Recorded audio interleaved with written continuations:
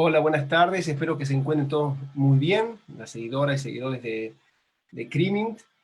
Me es muy grato volver a retomar estos seminarios de los jueves en el marco de nuestro proyecto de Compliance Focus. Y en esta ocasión para mí es un placer poder tener como invitado, hacer una doble presentación. Primero, es un placer para mí tenerlo como invitado a esta actividad de Crimint, a Bernardo Feijó Sánchez. Como charlamos en la previa, lo conocí muchísimo su obra, lógicamente, pero pese a mis estrechos lazos con la Universidad Autónoma de Madrid, todavía no hemos tenido la dicha de conocernos personalmente. Así que bueno, en todo caso es la oportunidad para poder conocernos personalmente y al menos haber podido cruzar un par de palabras, aunque sea por este medio que más allá de distancias de alguna manera une, ¿no? Y bueno, al mismo tiempo es una muy grata oportunidad también de presentarle a un nuevo integrante del proyecto de Crimint, a Francisco Valdés, que se suma hoy, va a oficiar justamente moderador. Tanto Francisco como Sofía Lascano son dos personas que se han incorporado recientemente a nuestro equipo. Están especialmente concentrados en un proyecto general sobre temas de compliance, donde la idea es no solo ir alimentando este espacio con charlas virtuales, entrevistas virtuales en el marco del proyecto Compliance Focus, pero al mismo tiempo también ir desarrollando productos de investigación. Para mí es un placer que se hayan sumado, estoy sumamente contento de que así sea. Así que bueno, yo ahora los voy a dejar en manos de Francisco, quien se va a encargar de hacer la presentación y también de moderar el debate, y ante la conferencia de Bernardo. Así que bueno, que la pase muy bien. Bernardo, te agradezco muchísimo que hayas aceptado. Sé también que no es un horario del todo cómodo en España por la diferencia horaria. Así que bueno, te agradezco mucho que hayas aceptado hacerlo en vivo, porque resultan ser mucho más ricas estas experiencias en comparación a cuando uno lo hace en diferido, ¿no? Así que bueno, te mando un muy fuerte abrazo y espero que sea una experiencia rica para vos.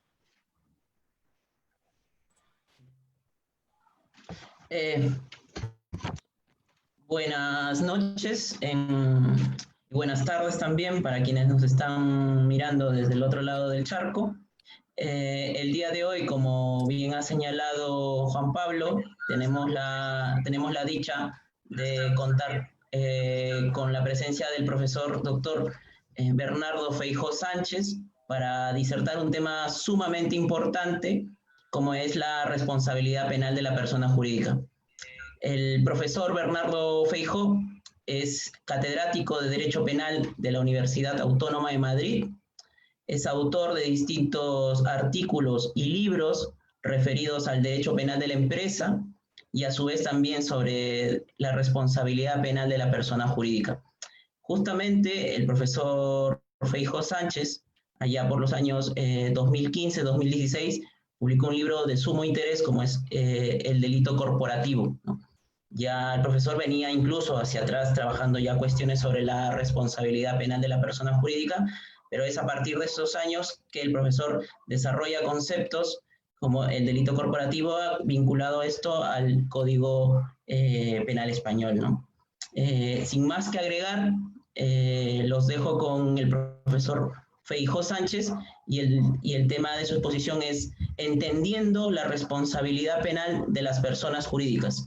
Y a su vez, y antes de cerrar esto, agradecer nuevamente a Juan Pablo por la confianza para poder formar parte de la familia de Crimint y particularmente del proyecto Compliance Focus, al lado también de Sofía Lascano, penalista uruguaya de gran trayectoria profesional y académica. Ahora sí, los dejo esta vez con el profesor Bernardo Feijó. Profesor Feijó, buenas noches. Buenas noches. Bueno, buenas tardes al otro lado del charco, buenas noches en España. Nosotros estamos a este lado. Bien, lo primero antes de empezar, manifestar mi alegría por participar en este foro de Crimint y agradecer a Francisco Valdés como autor directo de la invitación esta posibilidad de compartir algunas ideas relativas a la responsabilidad penal de las personas jurídicas, y a Juan Pablo Montiel darle también las gracias como autor detrás del autor. En ese sentido también tendría responsabilidad de esta invitación a través de Francisco Valdez, con lo cual mi agradecimiento a los dos por darme esta oportunidad de poder hablar de un tema que al final casi toca todas las varillas que tienen que ver con el derecho penal, pena, culpabilidad, teoría de la acción, con lo cual es una enorme alegría para mí poder participar en este foro. Intentaré no alargarme demasiado porque no irme más allá de los 40-45 minutos a mi exposición. Intentaré ser disciplinado porque, como decía hace un momento, en España esto es más una hora de estar tomando copas que de estar hablando de responsabilidad penal de personas jurídicas y sobre todo para dejar luego paso a las preguntas y a las intervenciones que seguro que son de mucho más interés que lo que yo pueda decir. Bien, para empezar, ¿por qué he elegido este tema de entendiendo la responsabilidad penal de las personas jurídicas? Pues porque lo que voy a querer plantear es intentar entender si esta tendencia político-criminal de derecho comparado muy patente en los países de habla española, que tiene que ver con contemplar penas para personas jurídicas y contemplar algún tipo de exclusión específica para las personas jurídicas basadas en modelos de organización y gestión, en programas de cumplimiento, como lo queremos llamar, si tiene algún sentido o se trata de un auténtico disparate. Partiendo de mi idea de que debe haber una equivalencia sistemática entre la pena y el delito, bueno, si los ordenamientos están contemplando penas para personas jurídicas, la idea es si podemos encontrar algo que podemos llamar delito de la persona jurídica, delito corporativo, bueno, y qué requisitos tendría que tener ese delito para que se amoldara a los parámetros o a los principios con los que solemos actuar en el ámbito del derecho penal. Utilizando una frase de Kant, la pena antes de ser necesaria tiene que ser merecida. Mi preocupación en esta exposición es ver si podemos encontrar la forma de justificar que una persona jurídica se pueda merecer una pena. Evidentemente hay un sector muy crítico con la responsabilidad penal de las personas jurídicas, se amolda poco la responsabilidad penal de las personas jurídicas a parámetros de fundamentación clásicos, bien sea en la idea de libre voluntad, que no podemos encontrar en una persona jurídica, o la idea de que el derecho penal influye psicológicamente en las personas, que las normas determinan a las personas psicológicamente lo que tienen que hacer. Evidentemente eso tampoco funciona con las personas jurídicas.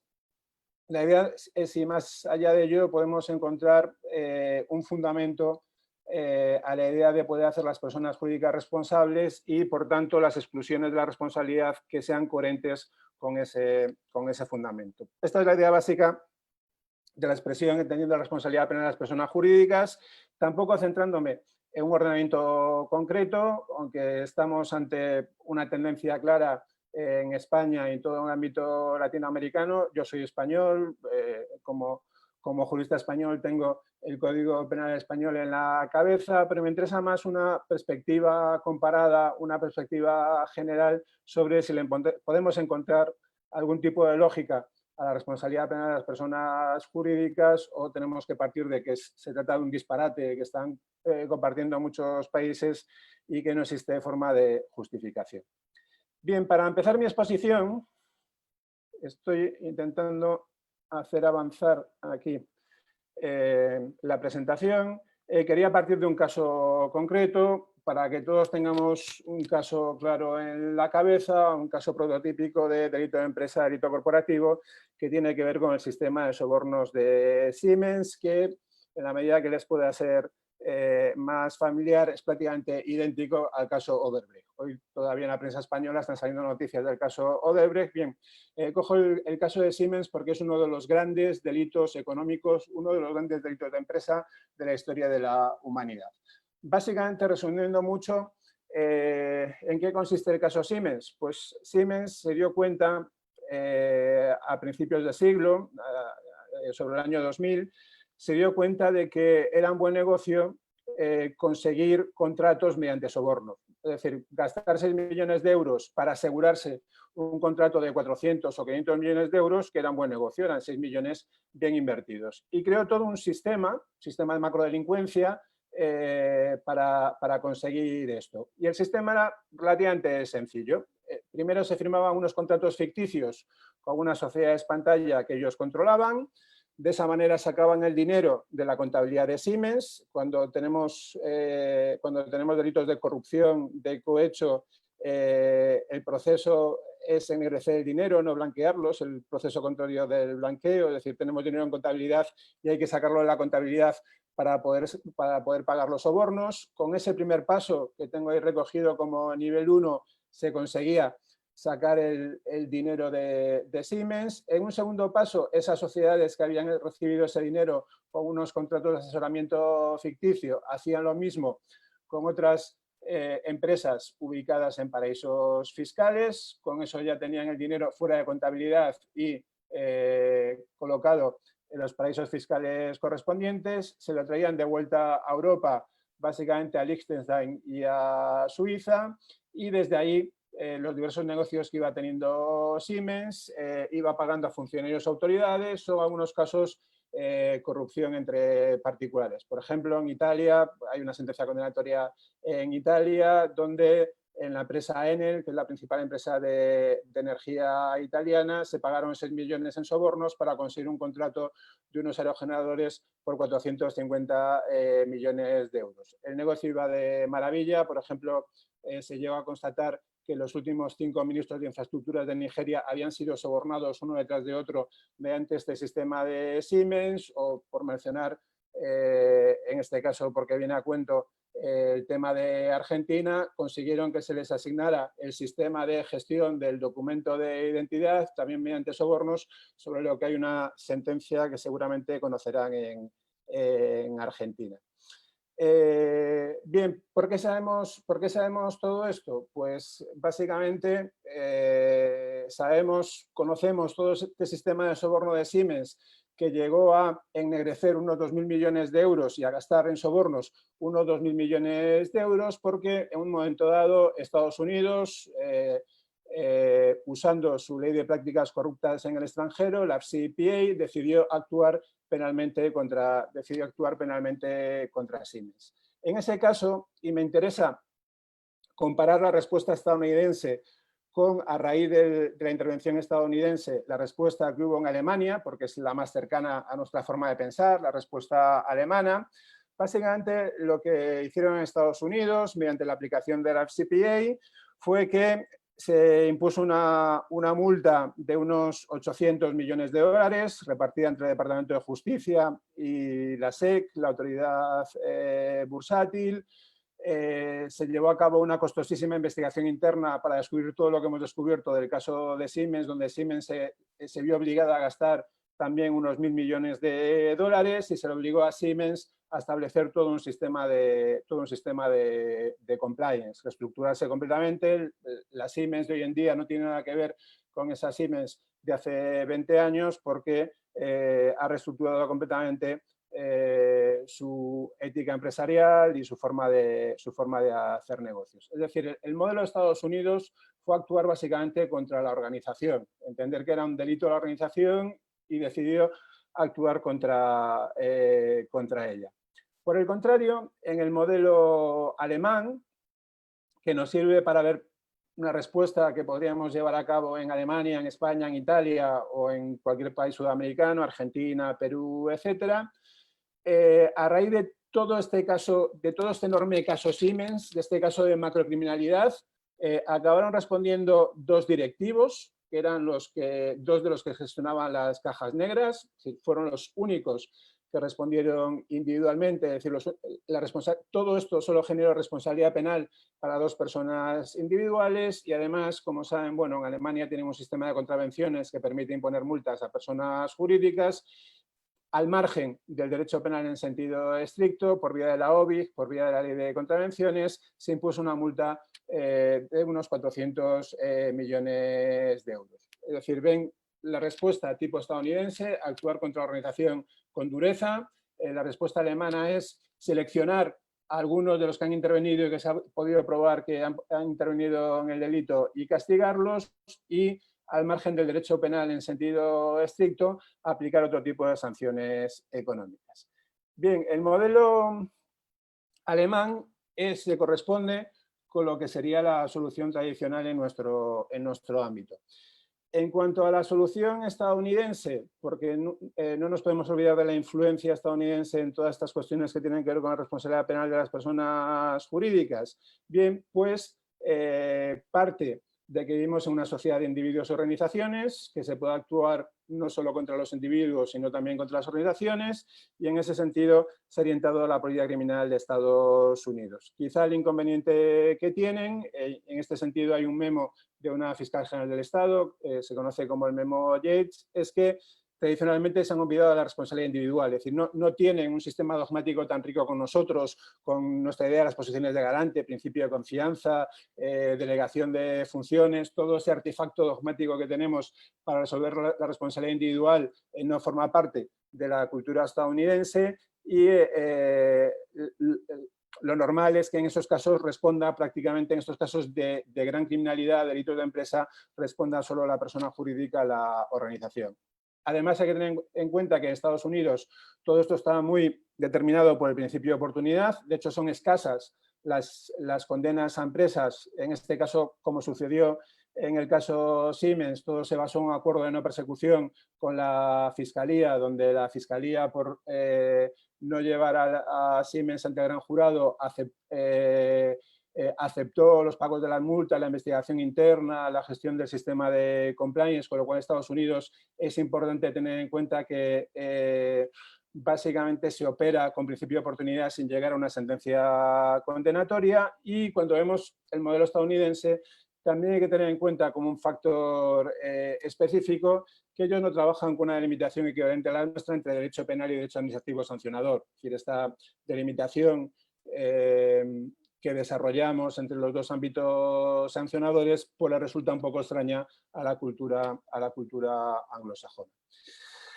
La solución tradicional que llevaríamos a cabo nosotros en el caso Siemens, pues básicamente lo resolveríamos desde el punto de vista del derecho penal con responsabilidad penal individual. Es llamativo que en un caso como el de Siemens solo seamos capaces de encontrar dos individuos que se pudo probar que gestionaban las cajas negras para poder exigir responsabilidad penal, y lo que tiene que ver con la responsabilidad organizativa, con la responsabilidad de la persona jurídica, queda en el ámbito del derecho administrativo sancionador.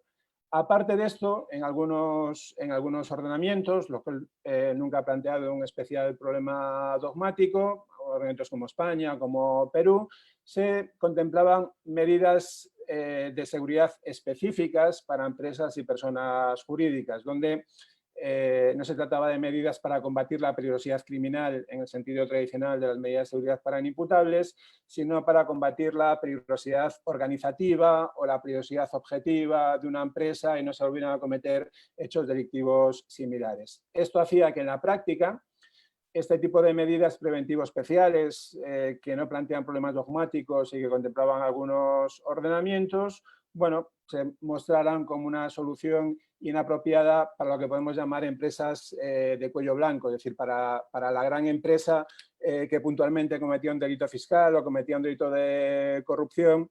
No le afectaba en absoluto estas medidas preventivos especiales porque solo se solían imponer a casos bastante marginales. Al señor que vendía drogas en un bar y entonces le cerraban el bar para que no pudiera seguir vendiendo drogas, o un local donde se ejerciera la prostitución ilegal, se clausuraba el local para que no se pudiera seguir ejerciendo la prostitución, pero dentro del sistema económico, digamos que el derecho penal se ocupaba de casos absolutamente marginales.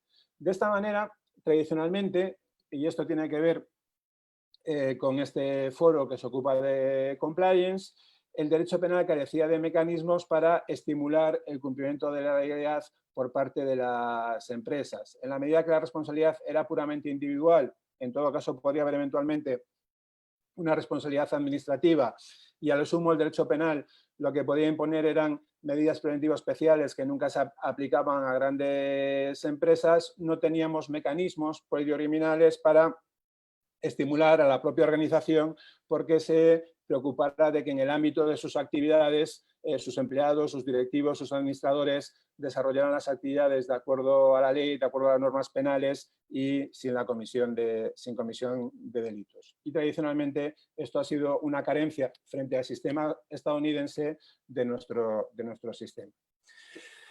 Bien, de repente empezamos a introducir la responsabilidad penal de las personas jurídicas para solventar este problema. Como decía al principio, lo que me preocupa es reflexionar sobre si esto tiene algún tipo de sentido. Y para encontrar algún tipo de sentido, creo que hay algunas ideas que suponen errores conceptuales a los que me quería enfrentar de alguna manera en esta reflexión sobre si podemos justificar las penas frente a las personas jurídicas.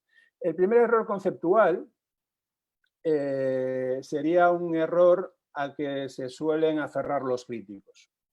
Hay un sector doctrinal muy importante que es muy crítico con la responsabilidad penal de las personas jurídicas y básicamente los argumentos es que solo es posible crear un modelo vicarial, es decir, un modelo en el que la persona jurídica responde por reflejo, por rebote, por lo que hacen las personas físicas, que es un modelo de transferencia de la responsabilidad. Es decir, que el que cometería el delito sería la persona física y su dolo, su conocimiento de la antijuridicidad, su exigibilidad se traslada a la persona jurídica para que también pueda sufrir una pena, pero que eso en el ámbito del derecho penal sería legítimo porque iría contra el principio básico de no responder por los hechos de otros. Contra el modelo vicarial se suelen dirigir básicamente dos críticas. Una valorativa, que es esta idea de que al final supone que la persona jurídica no responde por su propio hecho, sino por el hecho que realiza la persona física, y la otra crítica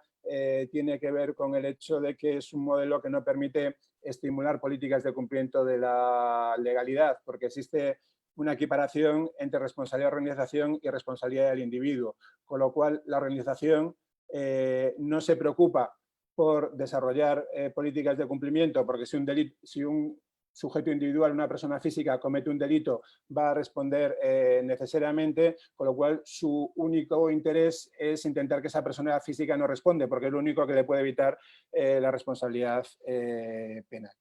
Bien, si esto fuera así, es decir, si los críticos tuvieran razón, la responsabilidad de las personas jurídicas no se puede construir más que con un modelo vicarial de responsabilidad de una persona jurídica por el hecho que comete otro, es decir, un modelo de heteroresponsabilidad, como se suele decir, habría que darle la razón a los críticos. Yo también me sumaría a las críticas contra la responsabilidad penal de las personas jurídicas. Pero yo creo que aquí hay que introducir un matiz. Es decir, una cosa es responder por el hecho de otro, es decir, que automáticamente lo que hace otro nos venga como responsabilidad nuestra por rebote, y cosa distinta es la responsabilidad en relación con el hecho de otro. Y en el ámbito de las personas jurídicas deberíamos tender a que las personas jurídicas no respondieran por el hecho de otro, sino respondieran en relación con el hecho de la persona física. De hecho, en el derecho penal tradicional conocemos muchas formas de responsabilidad con respecto al hecho de otro. Esto pasa con la participación. El partícipe responde por un hecho propio, pero evidentemente responde con respecto a lo que al autor que realiza el hecho principal. Realizan algo colectivamente, con lo cual responde en relación a lo que acaba haciendo el autor. El que da la pistola para que el autor dispare, responde por darle la pistola, pero también responde en relación con lo que hace ese autor. O algunos casos de comisión por omisión, alguien responde en relación con lo que hace otra persona. Si un padre ve como en el parque su niño pequeño le está abriendo a otro la cabeza a pedradas y no interviene para que no lo siga haciendo, puede responder de esas lesiones o de ese homicidio en comisión por omisión. En ese caso responde en relación con lo que está haciendo su hijo, pero responde por su propio injusto y por su propia culpabilidad. Por tanto, tenemos que delimitar bien lo que supone responder por el hecho de otro y lo que supone responder en relación con el hecho de otro. En este sentido, yo creo que se puede construir una responsabilidad directa de la persona jurídica que sea complementaria de la persona física. Es decir, no existe óbice para que la persona jurídica responda en relación con lo que hace la persona física, pero como una responsabilidad complementaria. Lo que tenemos que hacer es construir una autorresponsabilidad con respecto a esa responsabilidad complementaria de las personas físicas, perdón, de las personas jurídicas frente a las personas físicas. Mi idea sería hablar de corresponsabilidad. Los dos responden por el vertido ilegal, por la defraudación tributaria, por el pago del soborno, pero responden por razones distintas. De esta manera, podemos evitar los problemas de los sistemas vicariales y es la excesiva identificación entre individuo y organización. Podemos deslindar la responsabilidad de ambos, del individuo y de la organización. Los dos responden por el mismo hecho. La persona jurídica responde en relación con el hecho que ha cometido la persona física, pero a partir de ahí, de que los dos son responsables del mismo hecho, habría que construir un injusto y una culpabilidad de forma diferenciada, de forma separada, si que queremos construir un sistema legítimo de responsabilidad de las personas jurídicas. De esta manera entra en juego una idea importante que es la dimensión organizativa de la responsabilidad penal de las personas jurídicas.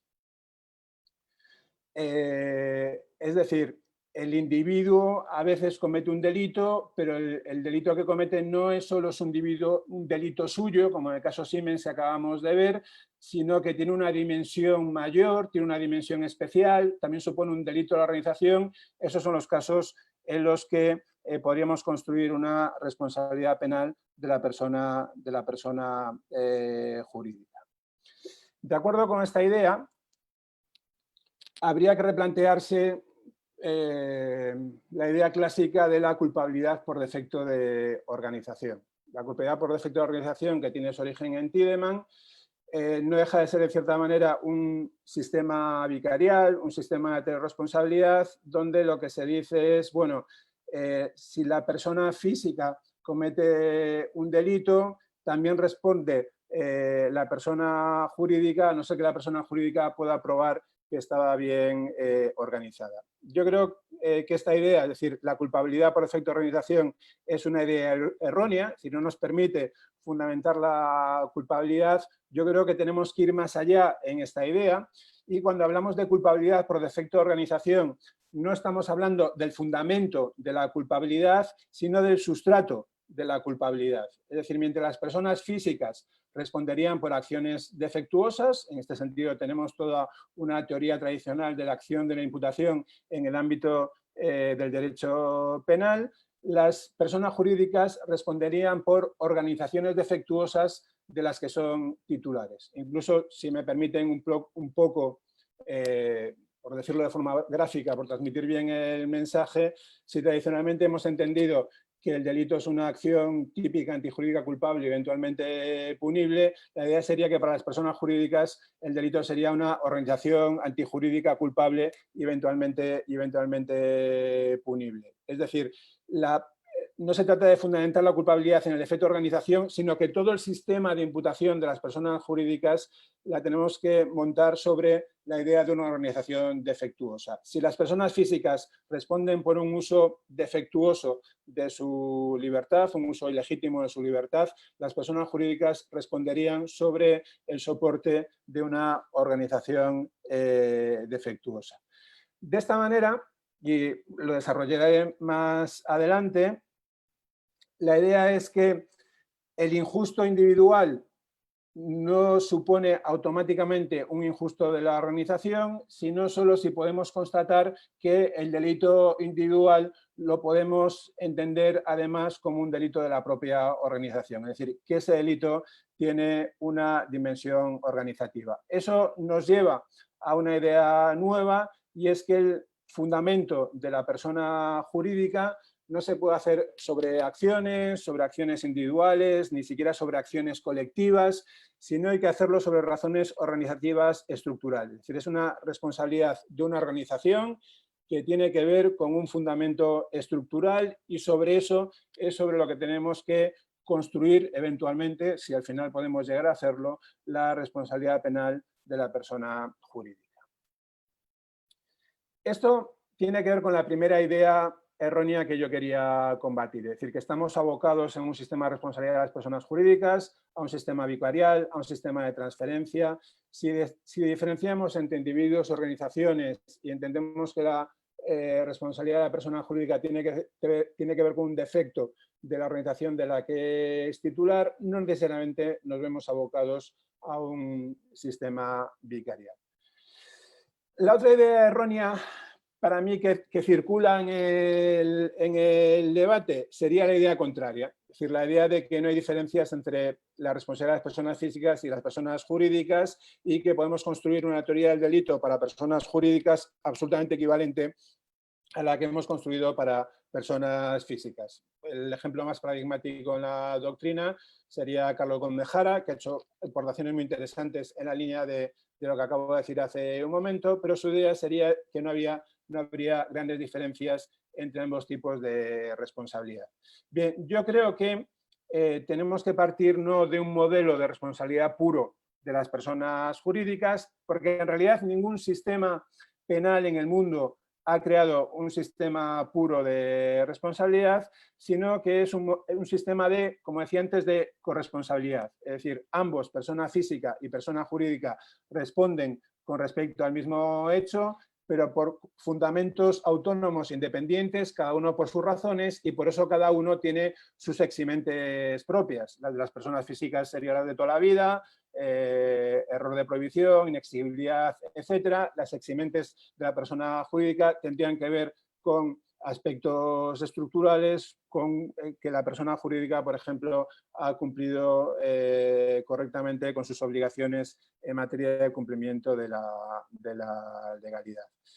En este sentido, yo creo que es un error y además enturbia mucho el debate la idea de que tenemos que construir una teoría del delito equivalente para las personas físicas que para las personas jurídicas, porque en los sistemas que hemos introducido responsabilidad de personas jurídicas, el protagonista sigue siendo la persona física, sigue siendo el eje esencial del derecho penal, solo que ahora, además, podemos establecer en relación a los delitos cometidos por las personas físicas la responsabilidad de las personas jurídicas. Insisto, tiene que ser un fundamento autónomo y un fundamento independiente, pero las personas jurídicas siempre responden con respecto a algo que han hecho las personas físicas. Incluso en el sistema español, en este caso voy a mencionar específicamente el Código Penal español, no hace falta una condena ni que incluso que se llegue a probar que una persona física concreta ha cometido un hecho delictivo, sino que basta para la responsabilidad penal de la persona jurídica que alguna persona física, aunque no se sepa exactamente quién ha sido, haya cometido algún hecho delictivo. En este sentido, quizás, por reflejar las ideas que estoy intentando explicar, podríamos seguir hablando de una responsabilidad criminal de las personas físicas. Esta es una expresión que utiliza nuestro Código Penal en España y, por tanto, de una pena auténticamente criminal para las personas físicas, pero tenemos otras formas de responsabilidad penal. Por ejemplo, en España, con respecto a los menores, nuestro Código Penal dice que a los menores se les exime de responsabilidad criminal, pero que serán responsables penalmente con respecto a la ley de responsabilidad penal de los menores. Por tanto, podemos construir modelos de responsabilidad penal que no tienen que ser equivalentes al sistema central del derecho penal tradicional, que son las penas para personas físicas imputables. La idea es que cuando hablamos de responsabilidad de personas jurídicas, tenemos un camino que tiene un origen común, es decir, tenemos de partida el delito, el vertido, el fraude, la estafa, y a partir de ese camino que se inicia en común, se bifurcan dos, como si fuera una Y, y por un lado va el fundamento del injusto y la culpabilidad de la persona física que lleva a la pena de la persona física, y por el otro camino, por el otro lado, iría el injusto y la culpabilidad de la persona jurídica que nos lleva a la pena para la persona jurídica. Esto he intentado expresarlo en este gráfico, es decir, arriba tendríamos el hecho delictivo, el fraude, el soborno, el delito que sea que genera la responsabilidad penal de las personas jurídicas. Eso daría lugar a un uso ilegítimo de la libertad individual, que para mí es la idea de injusto, por parte de una persona física. Si además de eso el hecho tiene una dimensión organizativa y tenemos un defecto organizativo, a partir de ahí podemos construir la responsabilidad penal de la persona jurídica.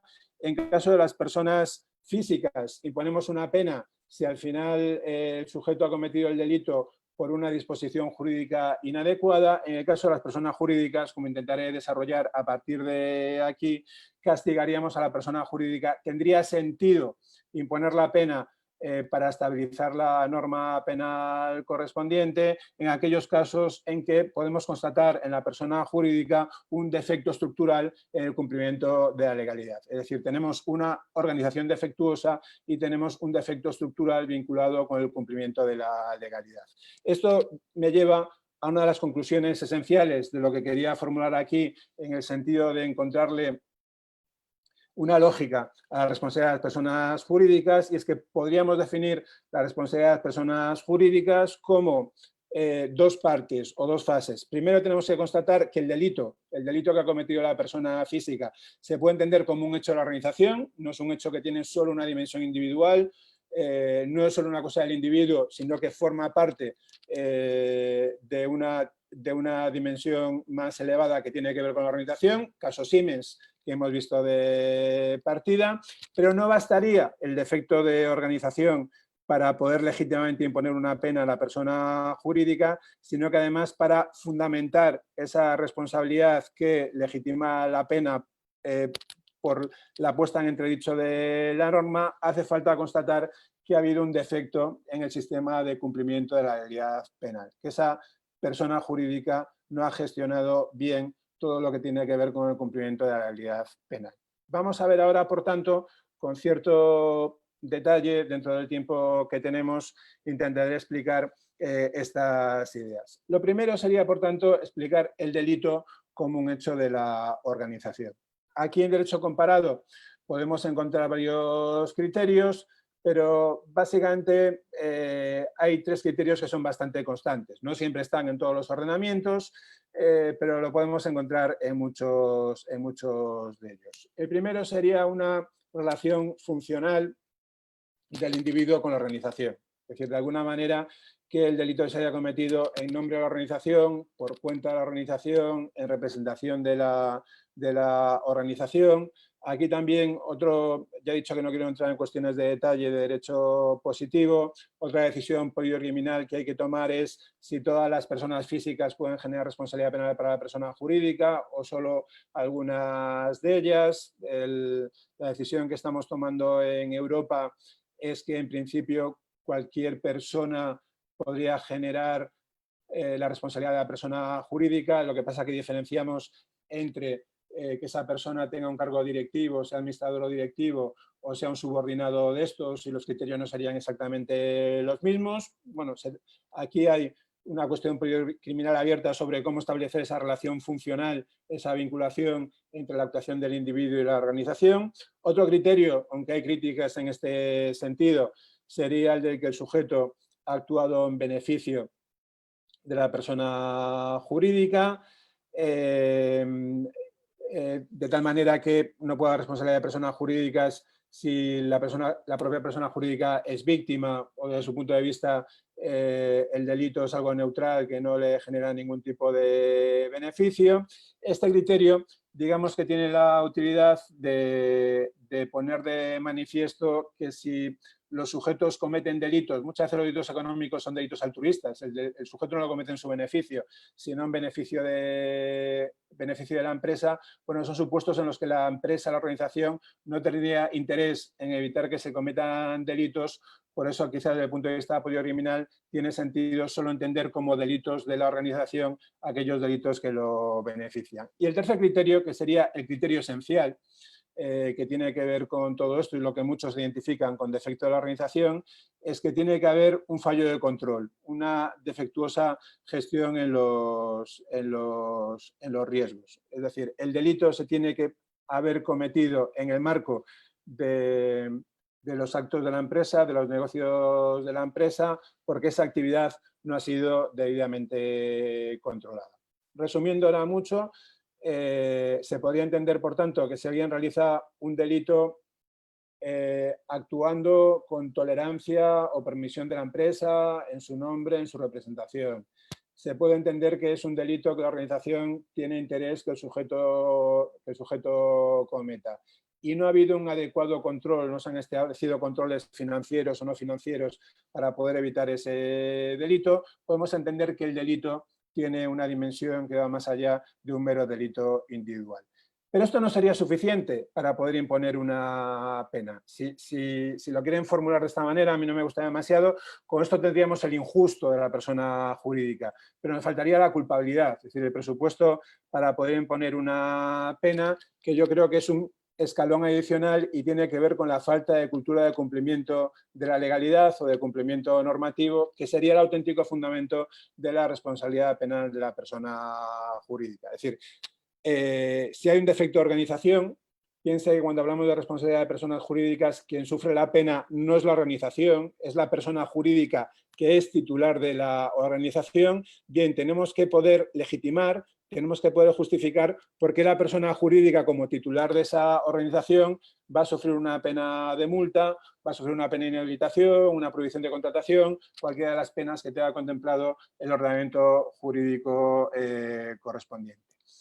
Esto es lo que explicaría por qué en muchos ordenamientos jurídicos, como sucede en España, como sucede en Argentina, la responsabilidad de la persona jurídica se puede excluir, o en algunos casos simplemente atenuar, pero en principio afecta a la responsabilidad de la persona jurídica el cumplimiento de determinadas condiciones o requisitos, que lo que yo quiero explicar es que son condiciones o requisitos que tienen que ver con una adecuada gestión del cumplimiento de la legalidad penal en el ámbito de esa organización. En esos casos no tiene sentido que hagamos responsable a la persona jurídica, por tanto, no tiene sentido la pena. De esta manera tenemos un problema dogmático específico que tiene que ver con la responsabilidad penal de las personas jurídicas. Es decir, ya no hablamos de cómo transferimos la responsabilidad de la persona física a la persona jurídica, sino que estamos hablando de autorresponsabilidad de la persona jurídica y, utilizando una idea tradicional, la persona jurídica tendría opciones para distanciarse del fallo organizativo. Es decir, aunque en un momento dado una persona física puede haber cometido un delito y ese delito se puede entender que implica también un fallo de la organización y que es un delito organizativo, la persona jurídica se puede ver excluida de responsabilidad si consigue apartarse de ese hecho delictivo y dejar en evidencia que es una conducta meramente individual y no de la persona jurídica. Mencionando un ejemplo prototípico de manual de libro, alguien paga un soborno, volviendo a nuestro tema de Siemens, un compañero que lo ha visto sabe que la empresa no tolera sobornos, pone la denuncia a través del canal de denuncias, la denuncia llega al órgano de cumplimiento penal, el órgano de cumplimiento pone en marcha una investigación interna, recaban las pruebas, ven que efectivamente se ha pagado un soborno y lo que hacen a continuación es despedir a ese sujeto por realizar una conducta incompatible con su código de conducta y ponen en conocimiento de las autoridades la comisión de este delito. Bien, en este caso, aunque tenemos un delito individual, un delito individual en beneficio de la persona jurídica en un principio no tuvo un adecuado sistema de prevención, tuvo un fallo, en la medida en la que tenía todo un sistema de cultura de trabajadores, tenía un sistema de detección del delito y reaccionó de forma adecuada una vez que detectó ese delito, demostró tener una adecuada estructura de cumplimiento de la legalidad penal, en ese caso no tendría sentido imponer una pena. Por lo tanto, tiene sentido la responsabilidad penal de las personas jurídicas cuando la organización en la que se ha cometido el delito se encuentra en una situación incompatible con una adecuada gestión de un sistema de cumplimiento de la legalidad penal. Ese sería el defecto organizativo estructural, es decir, que en esa organización a lo largo del tiempo no se ha creado una estructura a través de canales de denuncia, de códigos éticos, de los instrumentos que solemos tener de cumplimiento para desarrollar esa cultura que sería el fundamento de la responsabilidad de las personas jurídicas. Por eso, mi idea original de que solo podemos tener responsabilidad de la persona jurídica cuando, además de que el injusto sea un injusto organizativo, sea un injusto de la organización, ello obedece adicionalmente a una falta de cultura de cumplimiento de la legalidad penal y, por tanto, si una persona jurídica tiene esa cultura y el delito es algo puramente accidental que se ha realizado ocasionalmente, en esos casos no tendría sentido actuar contra la persona jurídica. Con el castigo, con la pena a la persona física sería suficiente. Bien, estoy llegando a los 40 minutos. Voy a intentar resumir de forma muy rápida, en 4 o 5 minutos, un par de ideas más que quería contar. Bien, ¿por qué tenemos que hacer a la persona jurídica? Y esto sé que ya tiene que ver con el fundamento de la culpabilidad. Porque tenemos que hacer a la persona jurídica responsable de esa cultura de cumplimiento de la legalidad penal. ¿Por qué es incumbencia suya? ¿Por qué es competencia de la persona jurídica? Pues para tener en cuenta, para tener esto claro, yo creo que debemos diseñar si esto de desarrollar estructuras de cumplimiento de la legalidad es algo interesante, tenemos que tener en cuenta las 3 posibilidades pluriminales que tenemos.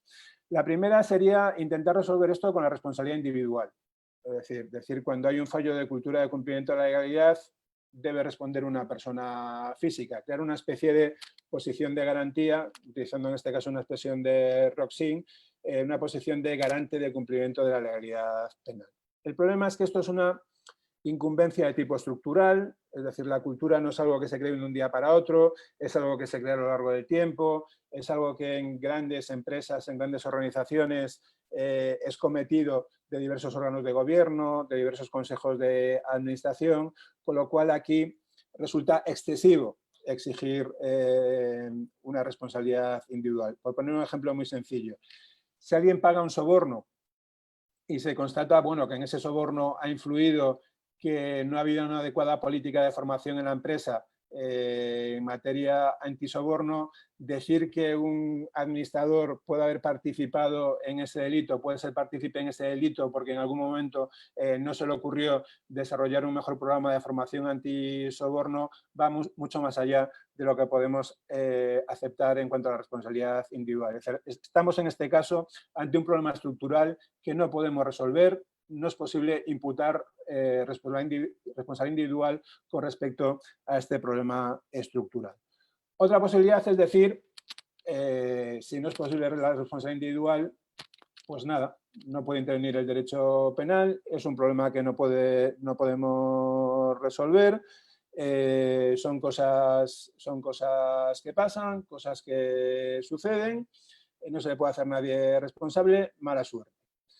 Claro, el problema es que desde el punto de vista de la visión social, definir, por ejemplo, en el caso Siemens, definir lo que sucedió como un caso de mala suerte resulta poco aceptable. Es decir, si tradicionalmente la idea de culpabilidad tiene que ver con el control, es decir, somos culpables de aquello que podemos controlar, en términos modernos, de aquello de lo que se nos puede hacer incumbentes, competentes.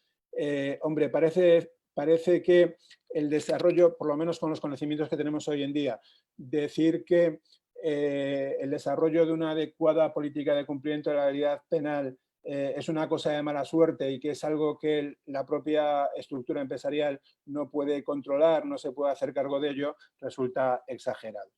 Por esa razón, yo creo que estamos construyendo la responsabilidad penal de las personas jurídicas. No es tanto un tema de responsabilidad colectiva, sino como de irresponsabilidad colectiva. Es decir, a veces hay aspectos estructurales de una organización de los que no podemos hacer responder a nadie en concreto y de los que ni como individuo ni como colectivo.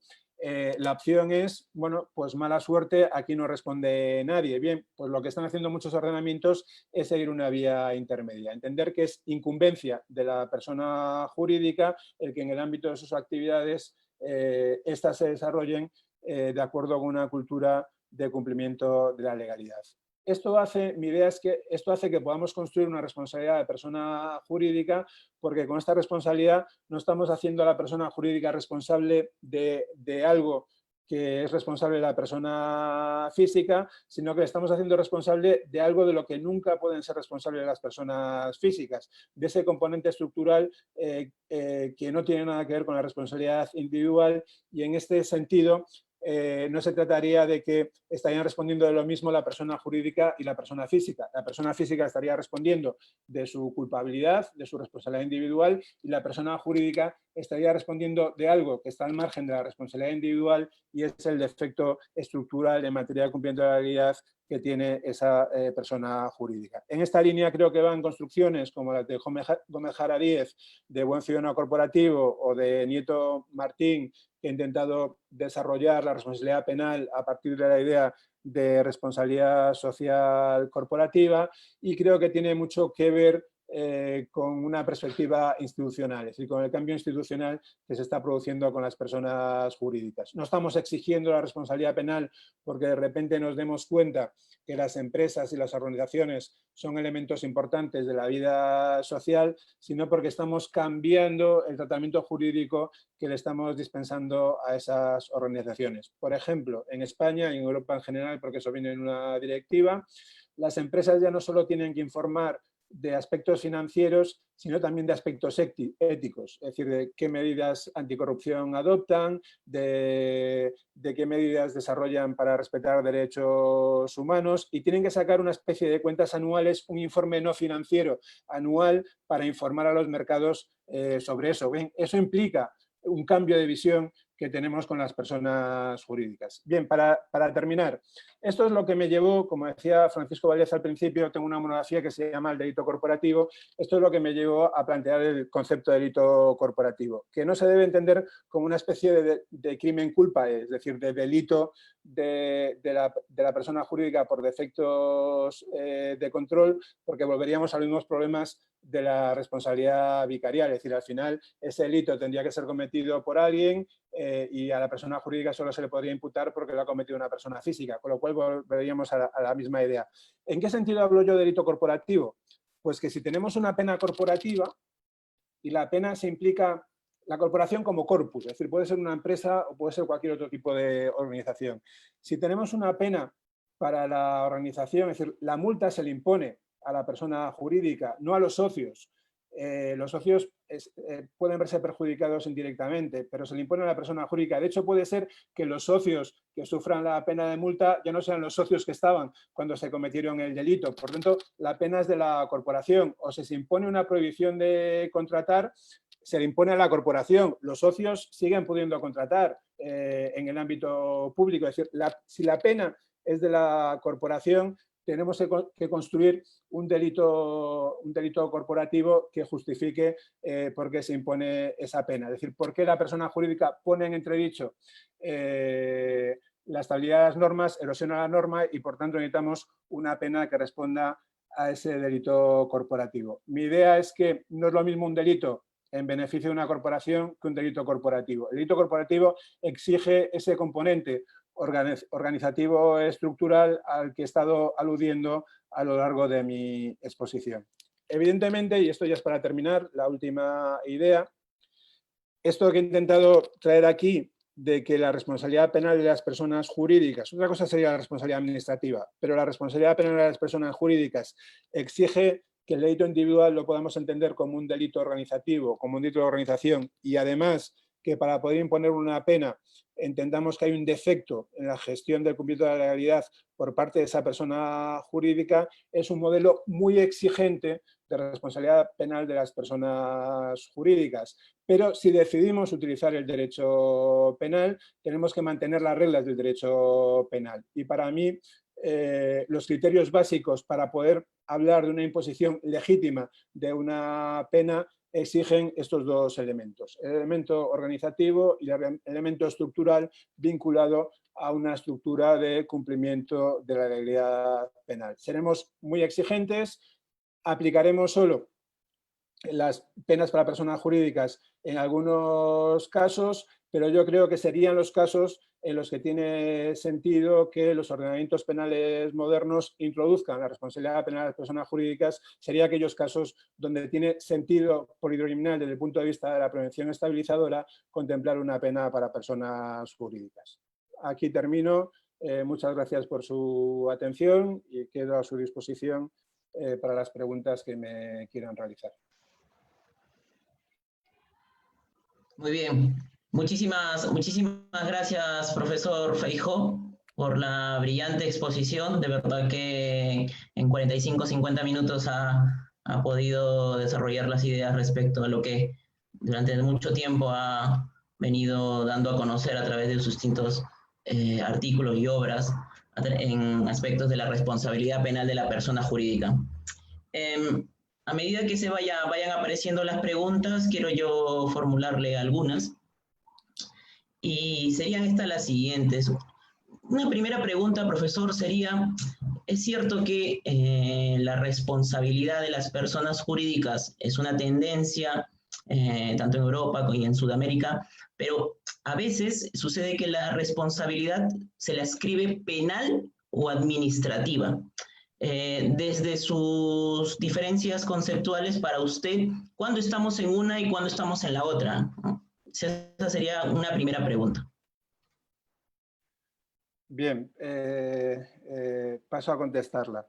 Hay una idea general, en este sentido me gustaría destacar a un gran especialista como el profesor Adán Martín, de que la responsabilidad penal de las personas jurídicas viene a cumplir una función de control policial por parte del Estado, es decir, determinadas actividades policiales que el Estado no puede más bien desarrollar por el poder de las empresas, serían delegados en las empresas para que éstas realizaran funciones cuasi públicas de prevención o policiales. Esa es la lógica del blanqueo. Es decir, en los años 80, sobre todo a raíz de las grandes organizaciones de narcotráfico, cuando se empezó a combatir el blanqueo, los estados vieron que tenían la opción de crear una policía financiera para perseguir estos delitos, pero que eso suponía crear cuerpos policiales específicos que eran muy caros, y lo que decidieron en ese momento fue no crear cuerpos policiales, sino asignar funciones policiales a ciertos sujetos que ahora llamamos sujetos obligados, básicamente en principio a las entidades financieras. Bien, si lo que se trata, es decir, si lo que llamamos responsabilidad penal de las personas jurídicas no es más que extender la lógica del blanqueo, es decir, no es más que los procedimientos de principio de riesgo y de medidas de diligencia, aplicarlas no solo al blanqueo, sino a cualquier posible hecho delictivo. En ese caso yo creo que no estamos saliendo del ámbito administrativo. Es decir, si de lo que se trata aquí es de yo utilizo el sistema sancionador para presionar a las empresas, es decir, a la sociedad civil, a los sujetos privados, a que me ayuden a labores policiales de prevención de delito, no digo que eso sea ilegítimo, digo que es ilegítimo desde el punto de vista del derecho penal. Con eso todavía no hemos construido una responsabilidad penal, estamos construyendo una responsabilidad administrativa. La lógica del blanqueo nos lleva a la responsabilidad administrativa, por eso todos nuestros ordenamientos tienen un delito de blanqueo y tienen infracciones administrativas de prevención de blanqueo, porque una cosa es la comisión del delito y otra el no haber prevenido el delito. Es decir, si se trata de hacer responder a personas jurídicas porque no han prevenido delitos de otros, creo que no salimos del ámbito administrativo. Para entrar en el ámbito penal, y si se toma la decisión de entrar con el derecho penal a sancionar a las personas jurídicas, creo que hace falta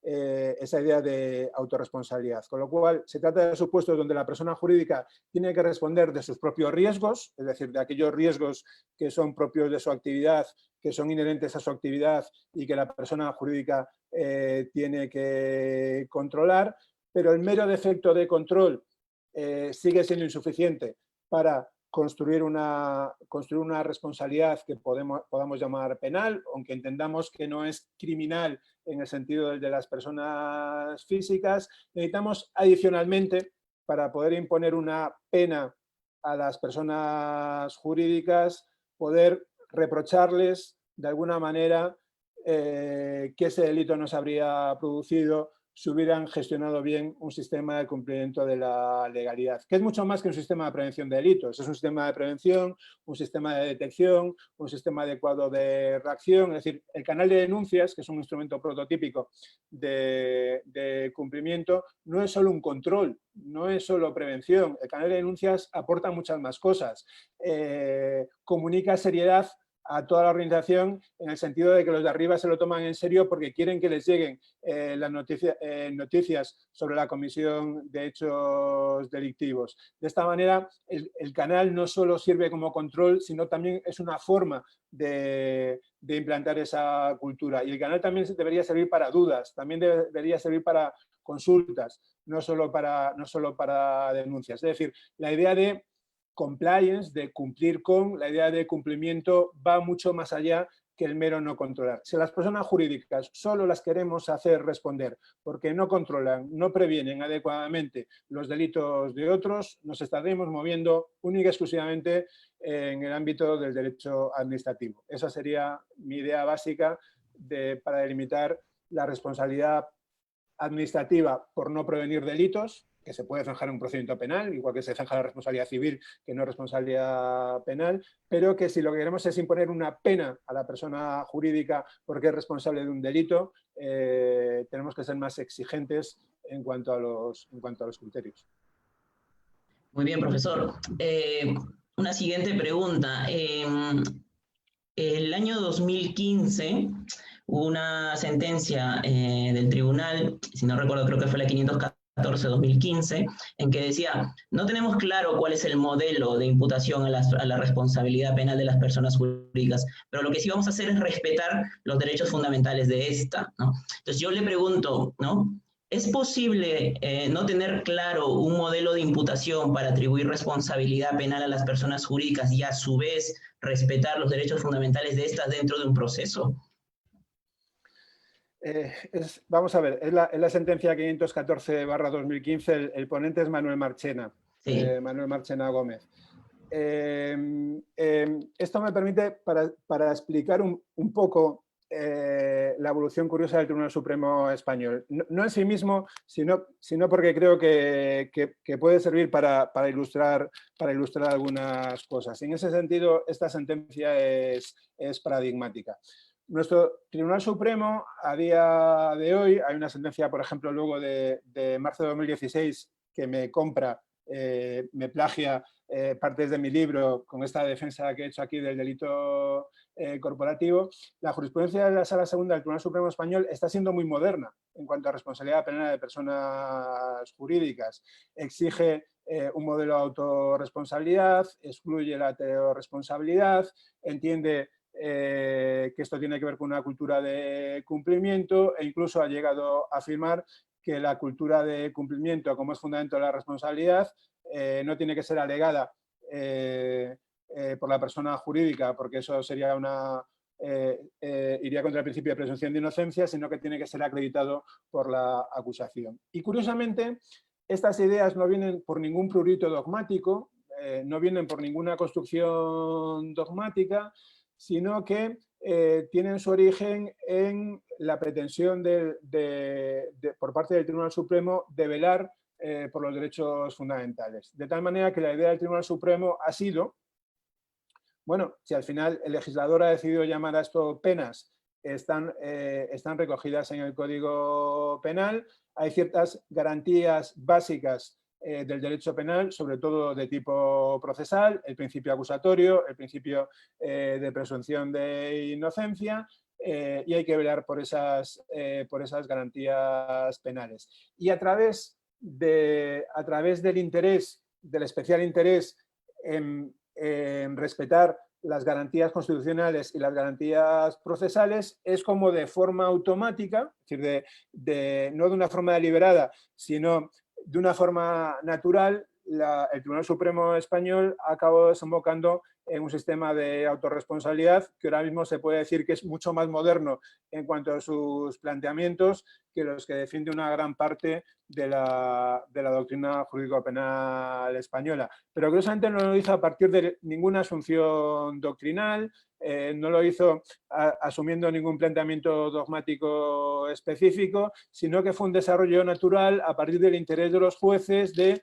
bueno, si esto es penal, hay ciertas cosas que se deben respetar y, por tanto, no podemos asumir un sistema de teleresponsabilidad, no podemos asumir un sistema vicarial, no podemos asumir un sistema de transferencia, porque eso merma el derecho de defensa de la persona jurídica, eso implica presunción de culpabilidad para la persona jurídica cuando una persona física comete un hecho delictivo y, insisto, eso es lo que les ha llevado de forma muy natural a mantener un sistema de autorresponsabilidad. Muchísimas gracias, profesor, nuevamente. Una tercera pregunta, profesor, sería la siguiente, ¿no? Usted muy bien ha hecho distinciones de delito colectivo, delito corporativo. También se observa, digamos, en su obra que hace una distinción en lo que pues, significaría un fallo de control, un fallo estructural. Pero mencionó usted dentro de su ponencia de que para que esto materialmente se pueda dar, tiene que existir un fallo estructural a lo largo del tiempo. Entonces, ahí viene una pregunta. ¿Qué ocurre con las personas jurídicas, esto es, las empresas, que en términos, como usted lo ha expuesto, cometen un delito, pero al día siguiente recién, por ejemplo, o a los días siguientes de que ésta recién ha ingresado a realizar su actividad propiamente dicha dentro del tráfico, ¿no? O sea, ¿cuándo podemos hablar de que puede aparecer un fallo estructural a lo largo del tiempo? ¿Cómo podemos advertir de que ese fallo se ha dado de forma manifiesta? Porque aquellas personas jurídicas o empresas que recién operan o tienen iniciales actividades dentro del tráfico, pues no podrían cometer un delito porque no podrían presentar ese fallo estructural porque no se habría cumplido el tiempo que estaría exigiendo usted para que esto se presente, ¿no? Claro, cuando hablo de un fallo estructural a lo largo del tiempo, estoy pensando en el sistema, en la situación normal en España, que son... Cuando pienso en esto, pienso en grandes organizaciones, pienso en grandes empresas y además yo creo que este sistema que he diseñado está pensado para hacer responder a grandes empresas y no para hacer responder a pequeñas empresas donde la responsabilidad individual es suficiente. Entonces, la idea es, bueno, una gran empresa que un sistema de una cultura de cumplimiento no se desarrolla de un día para otro, tiene un proceso de mejora continua y por eso en ese sentido podemos hablar de un fallo estructural y muchas veces cuando aparece ese fallo, bueno, ese fallo viene de algunas deficiencias anteriores, incluso por parte a lo mejor de consejos de administración que ya no están en ese momento. Una empresa de nueva creación, bueno, pues en estos casos habría que decir que si se trata de una gran empresa que de repente empieza a funcionar en el mercado, de por sí a una empresa que empieza a funcionar se le puede exigir determinada estructura de partida. Si no cumpliera con esa estructura de cumplimiento que hay que tener de partida, podría tener responsabilidad penal y luego, evidentemente, todos los controles, las medidas de diligencia, suelen venir de un desarrollo del conocimiento de cómo se desarrolla esa actividad, con lo cual la cuestión es, ¿podría haber fallos de una empresa que empieza a funcionar en el mercado que serían perdonables, que no serían exigibles, porque no serían fallos estructurales, que a lo mejor en otra empresa con mayor experiencia sí generaría responsabilidad penal? Pero a día de hoy sí que no sé, es decir, esto las personas... una de las ideas que yo quería dejar claro es que todo lo que tiene que ver con las personas jurídicas lo tenemos que repensar, es decir, no podemos actuar trasladando las ideas de las personas físicas a las personas jurídicas, es decir, una persona jurídica, si es una gran empresa, no necesita un desarrollo, pasar la adolescencia para llegar a una madurez donde tenga una razonabilidad que le permita comportarse conforme a las normas, hay que exigírselo desde el primer día. A día de hoy ya de partida hay una serie de instrumentos de cumplimiento que una empresa que empieza ya debería tener. En cuanto a tener un sistema de gestión completo, la gestión se hace en el funcionamiento, con lo cual sí sería posible, y no sé si en ese sentido iba la pregunta, que una empresa joven con poca experiencia podamos entender que un determinado delito concreto no refleja una deficiente estructura de cumplimiento de la legalidad y a lo mejor en otra que lleva tiempo en el mercado y ya tendría que haber superado ese tipo de situaciones, sí podría generar responsabilidad penal. Cuando hablo de efecto estructural a lo largo del tiempo es un poco para explicarlo, es decir, tampoco va implícito en la idea de culpabilidad que tenga que pasar un tiempo de funcionamiento para que la persona jurídica sea responsable, sino que tiene que ver con una estructura, y un problema de una estructura en una organización no es una decisión de una persona concreta. Es decir, la cultura es algo mucho más complejo para que dependa de la decisión de un individuo concreto. Gracias, profesor. Ahora traemos a colación una pregunta de las que ha formulado el público y está referida al tema de las fusiones y adquisiciones, particularmente del artículo 130.2 del Código Penal Español. La pregunta es muy concreta. ¿Por qué responsabilizar a la empresa resultante, ¿vale? Cuando las que habrían cometido el delito son las anteriores? Estos son las que habrían existido antes de resultar la que hoy en día aparece, ¿no? Entonces, ¿por qué tener como respuesta este tipo de consecuencias cuando otras habrían sido las que habían cometido el delito o habrían tenido el fallo estructural, ¿no? En sus términos. En España hemos tenido un caso concreto, el caso más famoso sobre esto es el caso del Banco Popular con el Banco Santander. El Banco Popular fue intervenido por el FROB, por el Fondo de Resolución Ordenada Bancaria, que es el que se ocupa de ese tipo de situaciones, inyectó fondos en el banco y en un proceso de subasta pública se lo vendió al Banco Santander. En el Banco Popular hay indicios de que se han cometido delitos, hay indicios muy fuertes, por ejemplo, de que en el año 2016, en una ampliación de capital, la información que dio los inversores era una información falsa, con lo cual hay un procedimiento penal abierto que en principio debería ir dirigido al Banco Popular. Pero lo que hizo el Banco Santander fue no solo comprar el Banco Popular, sino a continuación llevar a cabo una fusión por absorción, es decir, absorber el Banco Popular, que es desaparecido, y forma parte, el negocio bancario del Banco Popular forma parte del Banco Santander. En ese caso, el juez de instrucción, el que llevaba la investigación, decidió imputar al Banco Santander, básicamente con apoyo de la Fiscalía, haciendo una interpretación muy formal de este precepto del que va la pregunta, el apartado segundo del artículo 130, diciendo, oiga, como el precepto dice que si hay una fusión por absorción, responde la persona jurídica resultante, usted tiene que responder, Banco Santander, y en la apelación ante la sala decidió desimputar al Banco Santander, dejarlo solo como responsable civil subsidiario, haciendo una interpretación más material del precepto, que yo creo que es el planteamiento correcto. Es decir, ¿por qué tenemos un precepto? Esto lo he mencionado para ver que es un caso real. Es decir, para el Banco Santander hubiera sido un desastre absoluto, cotiza en Estados Unidos, aparecer imputada en un procedimiento por un delito de estafa de inversores. Hubiera sido un absoluto desastre para la entidad. ¿Por qué existe algo como el artículo 130? Pues hay que entender el artículo 130 como una cláusula antielusiva. Es decir, como una cláusula que lo que intenta evitar es el fraude de ley. ¿Y por qué hace falta? Y hace falta que exista el artículo 130. ¿Por qué hace falta que exista el artículo 130?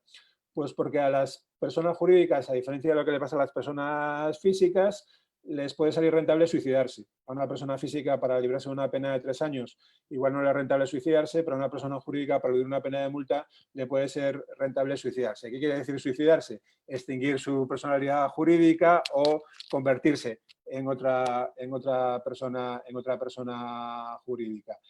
Y teniendo esto en cuenta, es decir, que el artículo 130 tiene un sentido policriminal, que es una cláusula antifraude de ley, una cláusula antielusiva.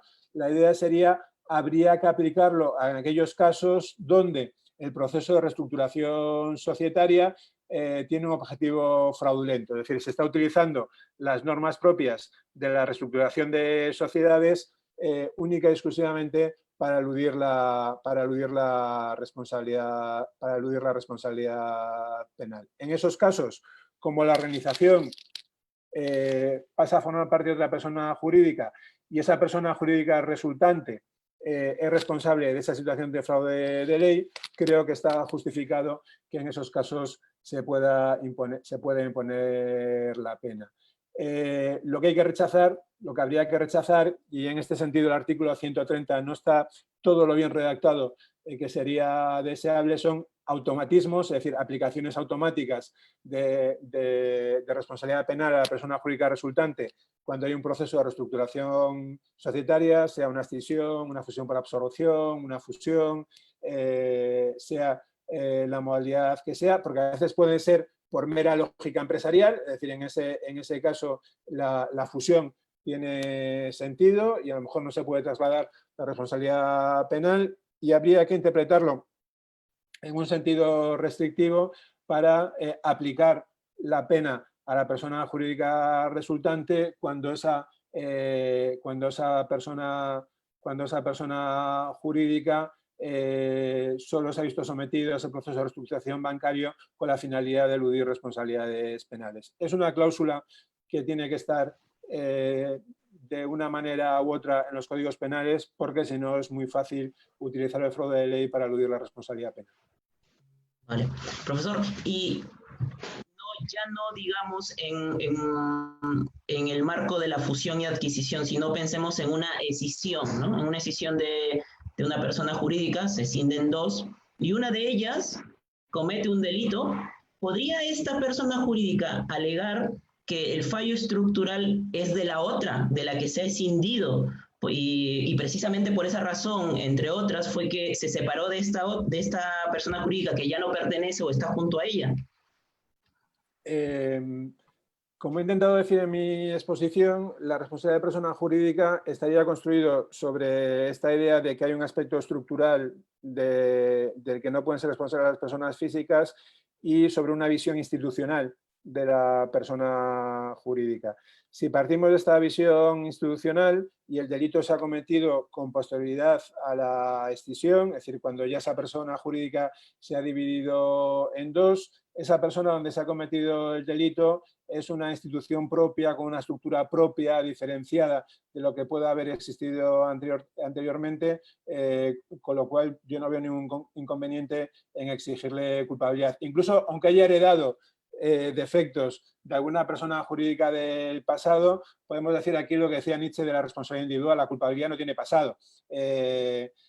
Precisamente eso tiene que ver también con la idea de la responsabilidad penal de las personas jurídicas. Es decir, ese defecto estructural muchas veces nos lleva tan atrás en el tiempo que no es posible ya exigir responsabilidad penal. Por eso el legislador corta por lo sano diciendo, pues quien responde es la responsabilidad de la estructura, que es la persona jurídica. Bien, en el caso de escisión podemos decir exactamente lo mismo. Es decir, a partir del momento donde se configura como una sociedad mercantil distinta, con su personalidad jurídica propia y tiene su propia responsabilidad sobre cómo gestiona sus estructuras, también aquellas que tienen que ver con cumplimiento de la legalidad, no puedo alegar que antes existió otra persona jurídica que tenía el mismo defecto, sino que es una responsabilidad exclusivamente suya.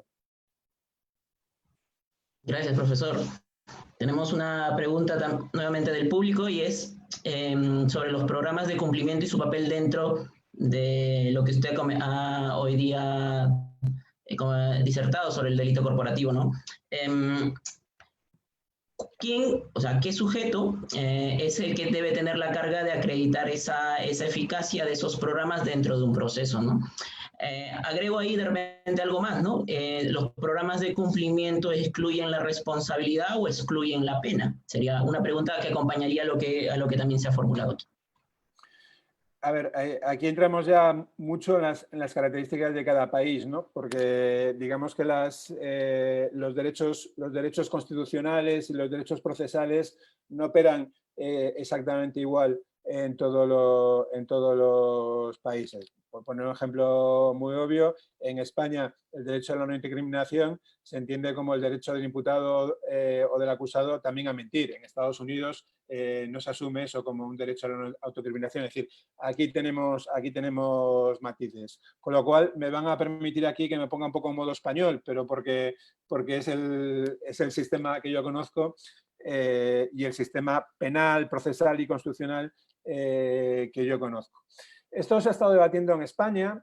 En España, por ejemplo, yo siempre he defendido que la carga de la prueba de que hay un defecto en la cultura de cumplimiento de la legalidad es del Ministerio Fiscal, porque la cultura de cumplimiento no son unos papelitos, es el funcionamiento cotidiano de acuerdo con esa cultura por parte de la persona jurídica, con lo cual a un fiscal, por ejemplo, le bastaría comprobar que como en el caso Siemens, que hemos visto al principio de esta exposición, que una actividad delictiva se ha desarrollado a lo largo del tiempo y que han participado diversos niveles o estamentos de la persona jurídica para, mediante prueba de indicios, entender que así está acreditado que no había una cultura de cumplimiento. Es decir, el fiscal lo podría aprobar. Pero yo siempre he defendido, por tanto, que la carga de la prueba la tiene el Ministerio Fiscal. Por un lado, un argumento español, que es un argumento histórico, que creo que hasta ahora de los pocos que lo he resaltado he sido yo.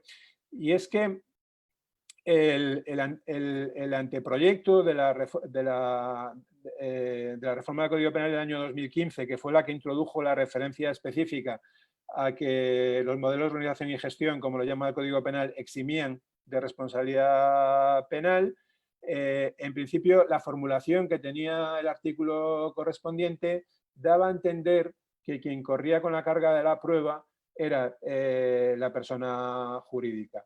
Esto pasó por el Consejo de Estado y el Consejo de Estado en su dictamen puso de relieve que tal y como estaba formulado ese artículo planteaba problemas desde el punto de vista de derechos fundamentales, básicamente desde el punto de vista del principio de presunción de inocencia, con lo cual en el proyecto se reformó esa formulación de los artículos 39 bis y siguientes del Código Penal. Con lo cual, digamos que en España tenemos un argumento histórico y genético fuerte para poder afirmar que la carga de la prueba de si realmente hay una cultura de cumplimiento corresponde a la acusación y no a la defensa, con respecto a que la defensa tenga el derecho a aportar todos los documentos, todos los certificados que quiera para acreditar que tenía una adecuada cultura de cumplimiento.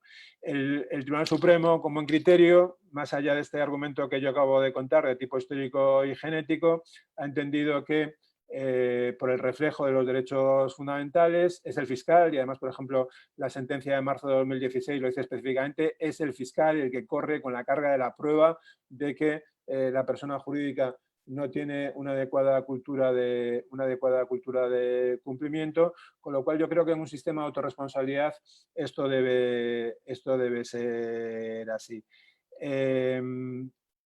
Y es más por un tema de derechos fundamentales y no tanto de la ubicación dogmática de los programas de cumplimiento. Pongo un ejemplo muy sencillo. Es decir, en el ámbito de las personas físicas, el dolo tiene que ser probado. Y el dolo tiene que ser probado con independencia de que entendamos que es un elemento del injusto o es un elemento de la culpabilidad. El fiscal tiene que probar que un sujeto ha actuado con dolo y corre con la carga de la prueba. Lo metamos donde lo metamos en la teoría jurídica del delito. Con las personas jurídicas yo creo que sucede lo mismo, porque si el fundamento de la responsabilidad es ese déficit en la cultura de cumplimiento, eso tiene que ser probado. Distintos en los sistemas de autorresponsabilidad, en los sistemas vicariales, porque además muchas veces se coge el modelo estadounidense y no se tiene en cuenta que el modelo estadounidense, en cuanto se condena a la persona física, en cuanto el jurado condena a la persona física, automáticamente eso supone la condena a la persona jurídica y que la prueba de tener un programa de cumplimiento es algo que afecta a la determinación de la pena, pero que la persona jurídica ya está condenada. Si, de acuerdo con la exposición que acabo de hacer, esos sistemas serían incompatibles con nuestra cultura jurídica en el ámbito del derecho penal y tenemos que ir hacia modelos de autorresponsabilidad, yo creo que eso lleva implícito la idea de que debe ser la acusación quien corra con la carga de la prueba de lo que es el fundamento de la responsabilidad de la persona jurídica. Hay una posición intermedia, creo que el que más ha defendido esto es Carlos Gómez Jara, y es que la acusación debería probar el déficit de organización, es decir, que han fallado los controles, y la persona jurídica en ese caso tendría la carga de probar que aunque han fallado los controles, tenía un adecuado sistema de cumplimiento. Mi idea es, como la responsabilidad equivale a déficit de cumplimiento, es algo con lo que corre la carga de la prueba, corre para la acusación. En cuanto a si es eximente de responsabilidad o es eximente de la pena, en España la Fiscalía ha intentado decir que los problemas de cumplimiento son una causa de levantamiento de la pena, es decir, que habría un delito, pero se podría renunciar a la pena. Bien, si uno se lee, a la Fiscalía le suelen gustar los argumentos literales, si uno se lee lo que dice el Código Penal Español, el Código Penal Español dice que exime de responsabilidad. Por tanto, no es que excluya la pena, habiendo responsabilidad, sino que ya no hay responsabilidad penal. Y yo creo que ese es el punto de vista adecuado. Es decir, si la responsabilidad de las personas jurídicas es un defecto de la organización que tiene que ver con un defecto en la cultura de cumplimiento, esto sería una consecuencia lógica. Si la responsabilidad de la persona jurídica tiene que ver con eso, si en el caso concreto constatamos que no hay un déficit en esa estructura de cumplimiento, no puede haber responsabilidad penal. Pero pensamos que en el fondo no es algo muy diferente a lo que hacemos con las personas físicas. Es decir, si una persona física comete un delito y entendemos que el delito lo ha cometido porque no podía saber que eso estaba prohibido, porque ha habido un cambio muy repentino de legislación, entendemos que cualquier persona con una disposición jurídica adecuada hubiera incurrido en el mismo error y no le hacemos responder. Bueno, pues esto lo podemos trasladar mutatis mutandis a las personas jurídicas. Si aunque haya un defecto de organización, un defecto de control, un defecto preventivo, en ese caso concreto no tiene nada que ver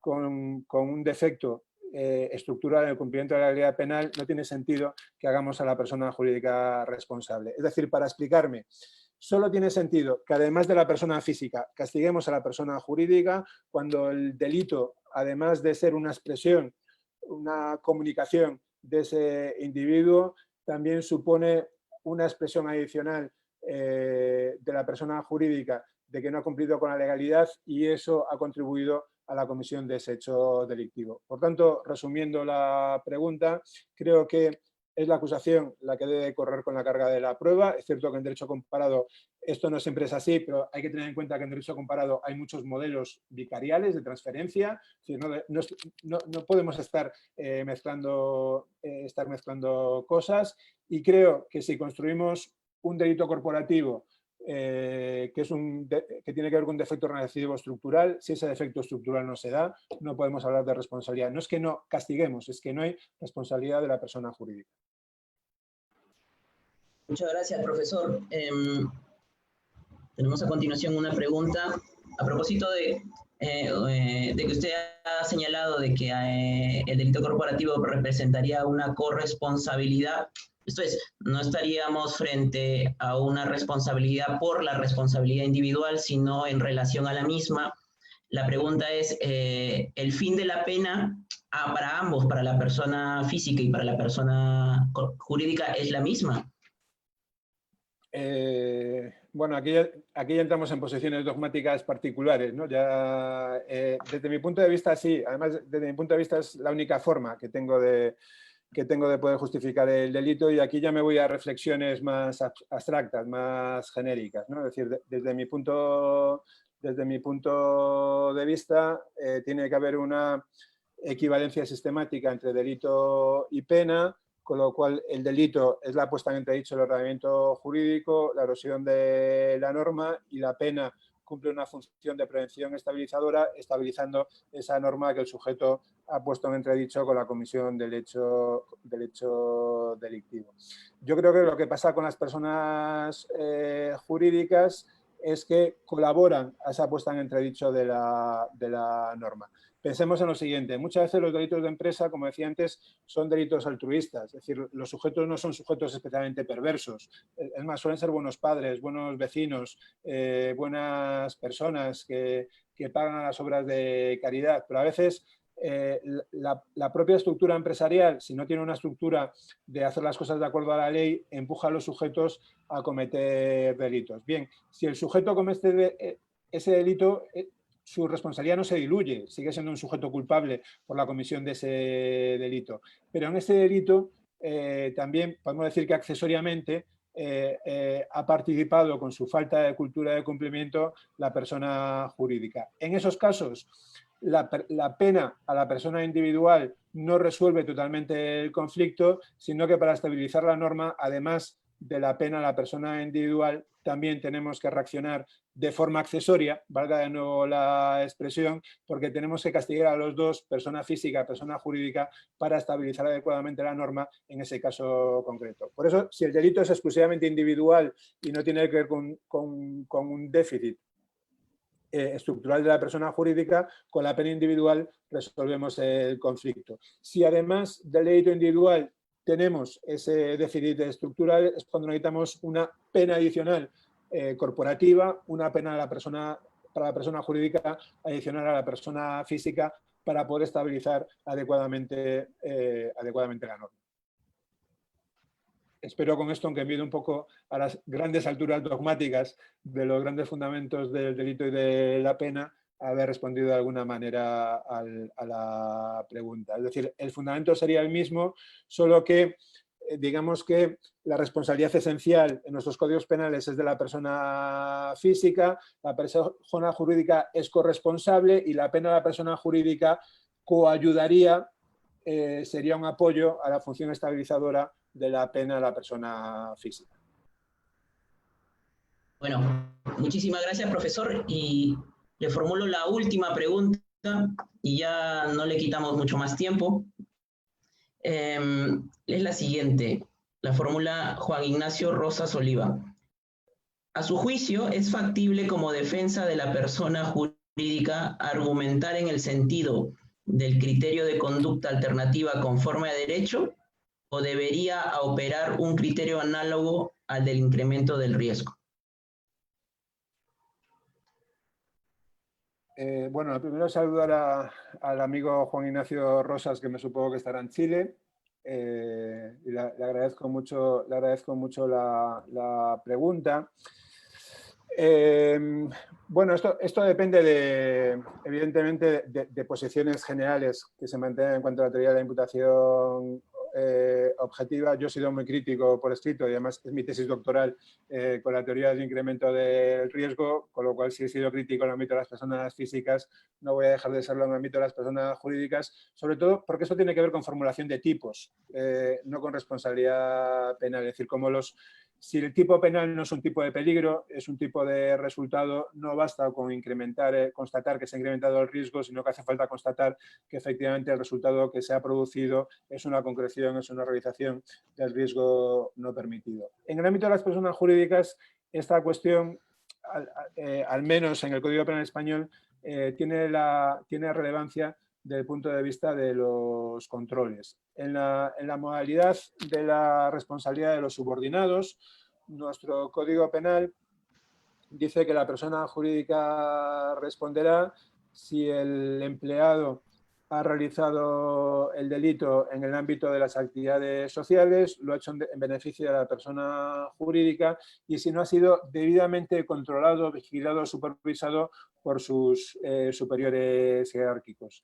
Esa formulación, pero estamos hablando ya de una formulación muy específica de un orden normativo muy concreto, que es el Código Penal español, esa formulación, a mi entender, implica que si no se puede constatar que con el debido control se podría haber evitado ese delito o tenemos dudas de que con el debido control se podría haber evitado ese delito, nos falta uno de los requisitos que en este caso exige el Código Penal español para poder imputar responsabilidad penal. Distinto era, y un poco por contestar la pregunta de forma un poco más amplia, en la reforma del año 2015 teníamos un delito en el mal llamado 286 exis, que al final nos acabó incorporando al Código Penal, que era para los administradores que no implementaban programas de cumplimiento en el ámbito de una empresa.